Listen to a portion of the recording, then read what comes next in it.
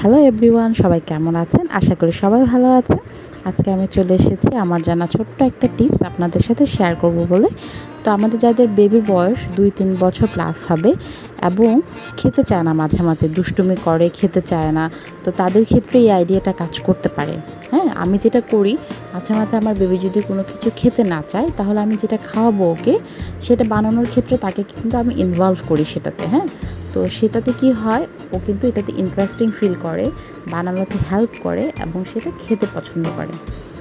তো দেখুন আপনি, ও কিন্তু সেটা বানাচ্ছে, হ্যাঁ, ট্রাই করছে এবং সেটা বানাচ্ছে এবং এটা বানিয়ে ফেলবে সে। ঠিক আছে, তো আপনারাও কিন্তু এভাবে একটু ট্রাই করে দেখতে পারেন। এতে কিন্তু তার ব্রেন ডেভেলপমেন্টেও খুব হেল্পফুল হবে। বেবি খুব ইন্টারেস্টিং ফিল করবে এবং পরবর্তীতে সেটা খাবে। আমার মেয়েকেই দেখুন, সকাল থেকে আমি তাকে কোয়েল পাখির ডিমটা খাওয়ানোর জন্য ট্রাই করেছি। সেটাকে ও বেবি ডিম বলে, বাট হচ্ছে সে খাবে না। এখন দেখুন, জুস বানানোর পরে সে কিন্তু সেটা খাচ্ছে, রাইট? সো আপনারাও কিন্তু ট্রাই করতে পারেন। দেখুন, সে কিন্তু খাচ্ছে। তা আমাদের বেবিদের আসলে ছোট ছোট করে সব কিছু শেখাতে হয়। মাঝে মাঝে আমরাও বেবিদের সাথে শিখি। হ্যাঁ, তো আমরা যারা মারা আছি, অনেক ট্রাই করি, তাদের জন্য এটা খুবই হেল্পফুল হবে।